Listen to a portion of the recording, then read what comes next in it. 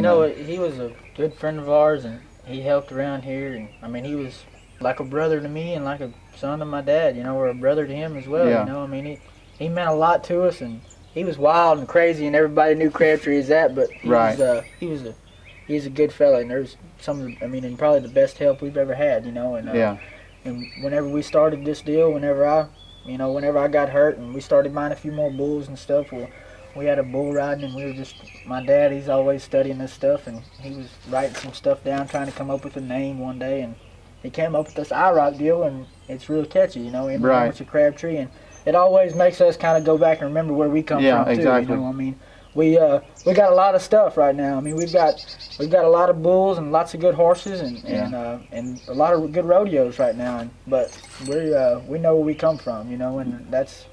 We're not. And one thing that I want to point out, and this is not taking shots at anybody, but we're not millionaires playing. I mean, we work real hard to do what we do, your day job is a trucking company, basically. Right. You haul cattle, and we haul cattle. Got quite a few trucks and trailers, and and Tad works a lot of cows for people. You know, we've been in that kind of business our whole life. Yeah. And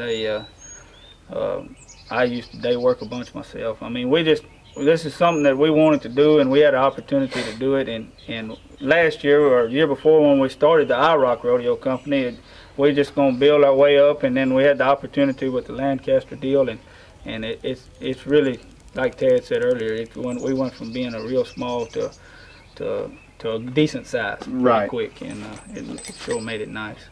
And you know, we got a lot of good help. Tad's wife works in the office for me every day. Through the trucking company, and then making out bid sheets for rodeos and different things, and putting stuff on Facebook, and now she's timing at the rodeos, and hopefully eventually she's going to work up to secretary in some rodeos for us. And my wife, Lori, she's the backbone. Yeah, she really is. I mean, she's the one that at 9 o'clock at night I call and say, hey, can you email this to so and so, and she works as an ultrasound technologist, and she doesn't work on Fridays, and you know, of course, usually on Fridays we're going to a rodeo somewhere, so she's the one that has to do all the last minute stuff, go pick up shirts from the cleaners and all that, and rush 90 miles an hour, and then pull up to the rodeo at 6:30 with whatever we forgot to bring with us. You know? Well, in your last ad in the Cowboy Sports News, you basically brought out your I Want to Rock tour. Tell me a little bit about that, what's coming up with that, who you've got on board, contract acts, you know, just the towns you're going to. Well, it actually started the first of the year. It's not going to run through a CPRA season or a UPRA season. It's going to run the calendar year, and it includes all our CPRA and UPRA rodeos, as well as our bull ridings, and heck, we might even have a team roping that'll count later on in the year, slow down a little bit. But we started at Katy, was the first one of the year, and we've had Katy and Cleveland, and then we'll go to San Saba coming up pretty quick, June 11th and 12th, and we'll come back to Smithville, LaGrange, Columbus. Louisville is Labor Day weekend. We're working on another rodeo Labor Day weekend also. You've got some of the good fairs in the fall. Right, great fairs in the fall. We got Colorado County Fair at Columbus, and then the Washington County Fair, which is you know, there in Brenham. I mean, that's got to be one of the jewels of the CPRA and UPRA. I mean, just a amazing crowd there, kind of like Katy, you know, but with a little warmer weather usually. You know, and you know, that getting back to Katy, you know. We got a bull road Saturday night there, and they told me it was around 7,000 people there, and I believe every one of them was hollering. And that's when you're sitting out there in the arena horseback and you can hear it all. I mean, that kind of makes you feel good about everything, you know. I mean, makes you want to get a guitar and be a country star. yeah, exactly. I mean, you know, I just. I've never been in a situation where I was actually sitting still in a deal like that, and I was about half crippled at Katy. A bull had got me down at a rodeo before that, and so I just kind of sat in the arena horseback, and I mean, I really observed I watched the crowd and listened to the crowd a bunch there, and I think I learned a lot from that. And gave me a lot of ideas. Who would have ever thought that SpongeBob SquarePants theme would be the favorite song played at the rodeo? Right, you know? right. I didn't even know what it was until Katie. It also taught us not to unload our coats that early in the year, that's for sure. Exactly, I was there on Friday night, and we froze our butts off. Oh, it yeah. was definitely That was freezing. one thing. My old leg was hurting so bad, but by the time the slack was over Friday night, it was numb, so it didn't hurt anymore. So. Well, the main deal with this, you know, we got 10 rodeos, but 4 or 5 of those rodeos are great rodeos, you know, and the other rodeos, there's not a dang thing bad about them rodeos. They're all really good rodeos. But they're just young and need to grow. And but the big rodeos, you know, like Katy and Louisville and Brenham, you know, and then we had LaGrange last year, and Port Lavaca is going to be a heck of a rodeo. I mean, that's a great committee down there, and we're working more and more with them, and it's going to be. I look for that rodeo to be in 4 or 5 years just as big as Brenham or Katy or something like that, you know.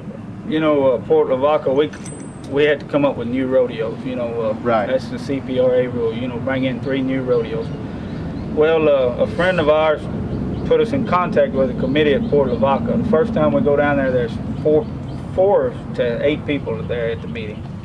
And we were down at a meeting this past week with them, and there was 35 people or so in the meeting, and I mean, just you know, the rodeo it made their association grow, and people want to be a part of something that's good, and right. it's just going to grow with time down there.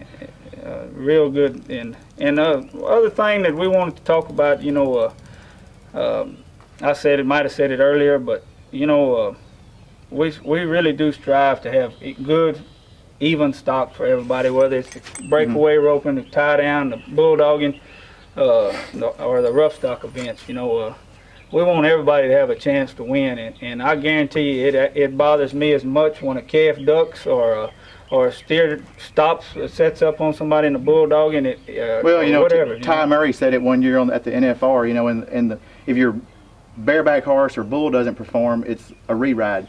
In the timed events, it's called luck of the draw. Right. You know, right, and if you can take the luck of the draw out, try to make everything as even as you can, then you're going to be turning away timed event contestants. Well, that's what we strive for, you know, and we want everybody to have the opportunity. I was probably, whenever I rode bulls, and you know, my whole life, I was probably the biggest complainer about not getting a re-ride in the world. Right. You know? And so therefore, you know, I mean, I relate to the guys in the rough stock, of course, but I'm starting to relate to the guys that, you know, the time event guys too. Well, heck, if they don't, you know, if they have problems with a steer or a calf, you know, they're putting up the same money the bull riders are putting up. Right. You know, I want to make it right for them, you know, in some kind of way, and you know, and that's something I'd like to say for whoever's, you know, listening to this. You know, if you have a problem with something at our rodeos, stock or personnel or anything, you know, come talk to us, and we'll do our best to fix it. And not just problems, you want to hear the good things. Yeah, that's exactly right. You know, that's exactly good things.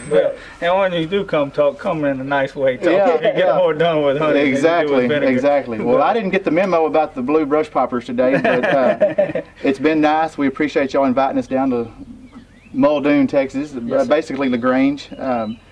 We started off, it was kind of cool, but it's starting to get hot now. Yes, it is. I've got sweat running down my back. Thank you. Yes, sir. Yes, sir. We wish you all the luck. Well, thank you. Really think good things are going to come out of this deal with y'all in Lancaster. And not that good things weren't going to come out anyway, but I think this is just going to propel you and give you that little boost you need to get those good rodeos. Thank y'all. Well, thank you. Hey! Give up! Give up! Hey, hey, hey, hey! Hey, hey, hey! Hey, hey, hey! Come on, girl. Hey! Yeah! Yeah! Yeah! Hey! Hey! Hey! Hey! Oh, 69! Yep, yep, yep, yep, yep. Hey, boy. Yep, yep, yep, yep, yep. Hey, boy. Hey, boy.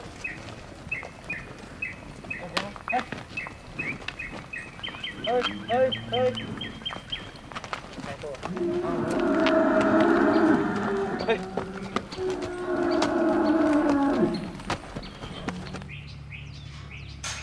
Section sale goes with the bull on the next night.